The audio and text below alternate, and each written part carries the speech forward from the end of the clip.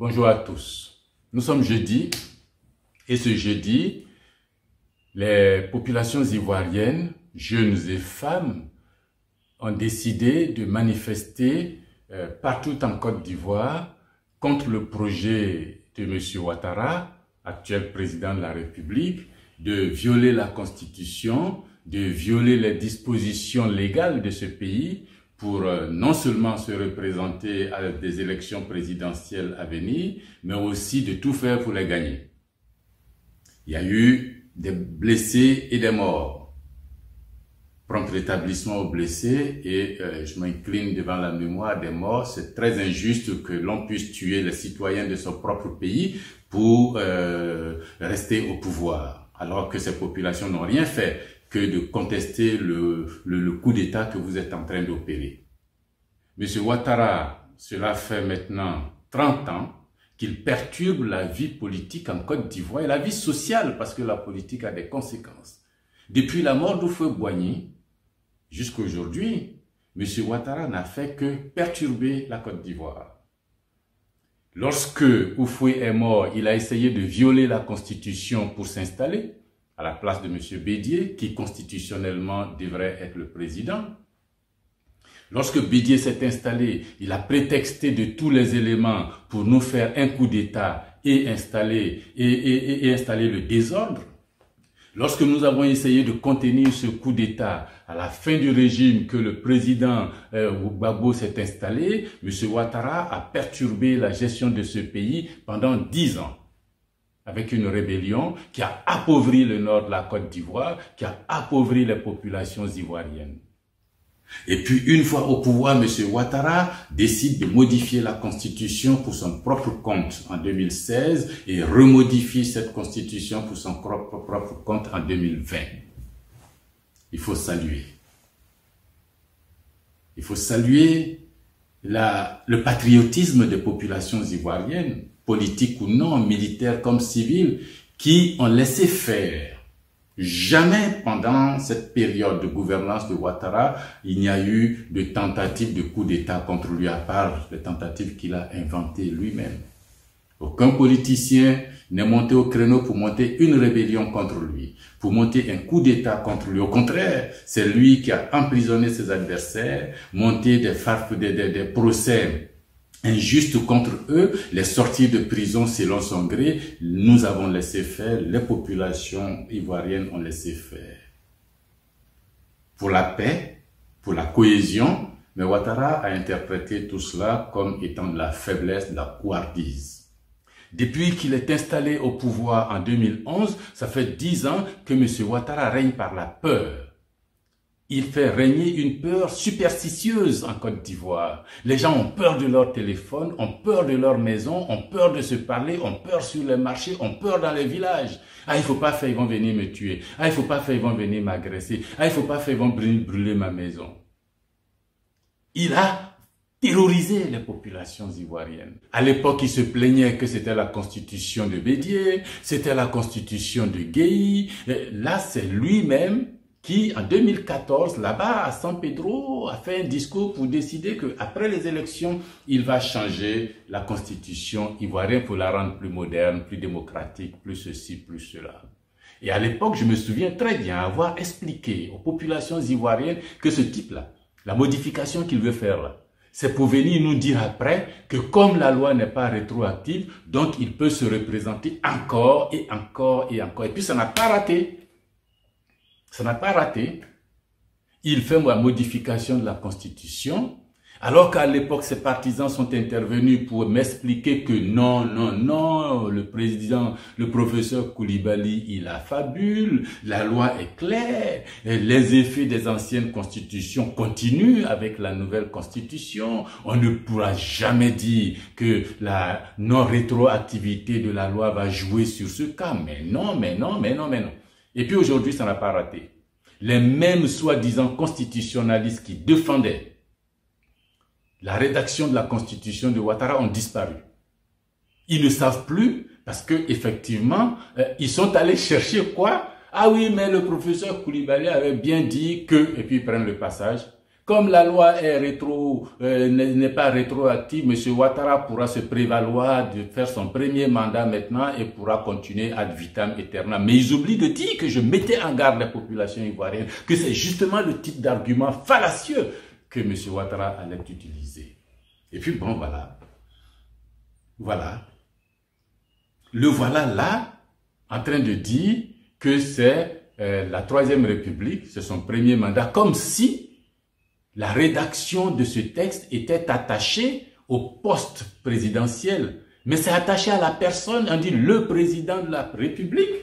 On n'a pas dit la présidence de la République est rééligible une fois, n'est rééligible qu'une fois. On dit le président de la République. À partir du moment où vous, monsieur Intel, vous avez été président de la République une fois, vous l'avez été deuxième fois, que ce soit cette constitution ou une autre, le fait d'avoir été président de la République ne vous autorise plus à vous présenter à une nouvelle élection pour être président de la République. C'est ce que ça veut dire dans l'esprit et dans la lettre. Mais les truands, les gens qui veulent violer la Constitution, faut savoir que non, la Constitution ayant changé, bon, M. Ouattara fait maintenant le premier mandat de la Troisième République. Mais non! Lui-même, M. Ouattara, sait que c'est pas la bonne interprétation. Sinon, alors, la Constitution ayant changé, bon, tous les prisonniers qui ont été jetés en prison sous l'ancienne Constitution, bon, on remet le compteur à zéro, on les libère. Les prisonniers politiques et tout le reste, il faut faire revenir Gbagbo, il faut annuler les condamnations de tout le monde, puisque la Constitution a changé. C'est au nom de la précédente qu'on les avait condamnés. M. Ouattara lui-même le sait.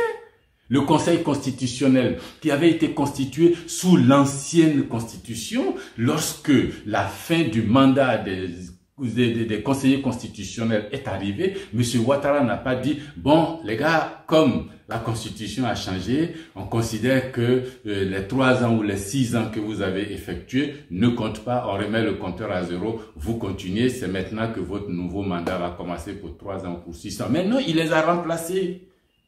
Il leur a dit, ouais bon, vous êtes restés la période qu'il faut, on va vous remplacer. Pourquoi il le fait pour les conseillers constitutionnels de l'ancienne constitution et puis pour lui-même, il ne le fait pas. Je vous dis que c'est un coup d'État que M. Ouattara est en train de faire tranquillement en Côte d'Ivoire, c'est-à-dire la contestation des dispositions constitutionnelles. Il prend la constitution, il met dans la poubelle et puis c'est ce que lui veut là, il fait. Et quand les populations ivoiriennes disent non, moi Mamadou Koulibaly, je suis avec elle. Disons non, ça fait longtemps que je vous dis qu'il faut qu'on se réveille. Ce n'est pas parce que Ouattara est trop puissant, c'est pas parce qu'il est trop fort, c'est pas parce que... Non, c'est parce que nous sommes terrorisés, c'est parce qu'on est couché que le type, on pense qu'il est puissant, il est fort. Quand nous allons nous lever, maintenant que vous vous levez, mais vous allez voir, vous allez voir. Personne n'est suffisamment puissant qu'un peuple entier. Non, c'est nous, c'est vous les souverains. Revendiquez vos droits, levez-vous, levez la tête, bombez les poitrines, musclez les mains, criez, soyez véhéments, dites votre contestation. Bien sûr, il va opposer les communautés. Il ne sait que faire ça.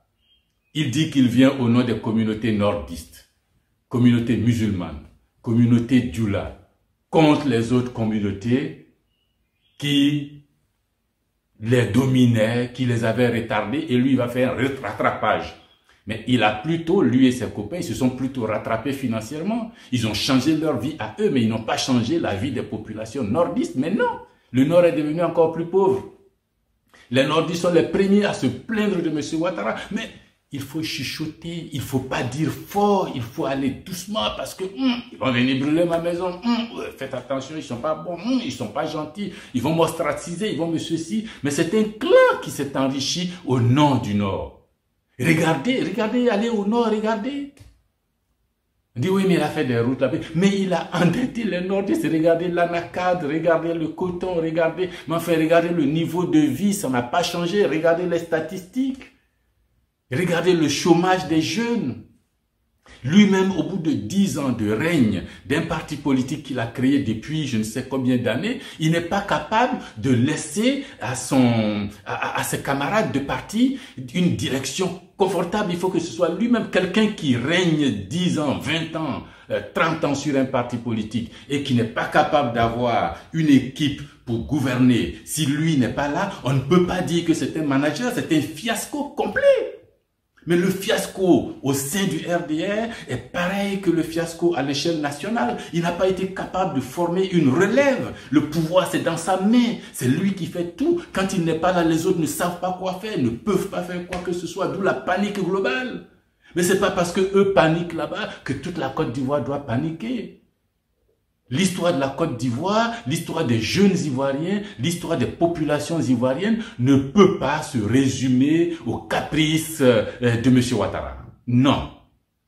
L'histoire de la Côte d'Ivoire ne peut pas se résumer aux desiderata de M. Ouattara. Non. Non. Il oppose les communautés. Il dit, ah oui, mais les communautés nordistes se battent contre les communautés baoulé à Daoukoro. Les communautés nordistes vont se battre contre les communautés BT à Daloa, à Kanyowa. Mais non, ce n'est pas une affaire de communauté ethnique, c'est une affaire de monsieur qui veut violer la Constitution et des populations qui disent non.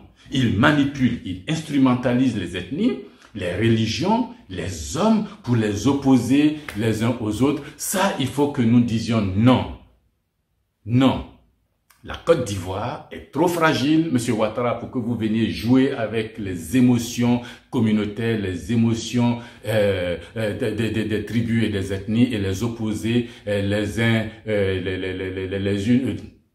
unes aux autres pour en faire des morts, des cortèges de morts. Vous là, pour être président, il faut tuer. Pour rester au pouvoir, il faut tuer. Pour régner, il faut tuer. Mais c'est pas possible, il faut que ça s'arrête, il faut que ça s'arrête. Il faut que ça s'arrête. Et là, les forces d'opposition ont dit non. Moi, je suis solidaire. Nous disons non. Et au processus de coup d'État qu'il met en place et à toute l'organisation qu'il y a et à ses velléités de s'accrocher au pouvoir sous le prétexte que la Constitution lui permet de faire un troisième mandat. Non, la Constitution ne vous permet pas de faire un troisième mandat, c'est clair.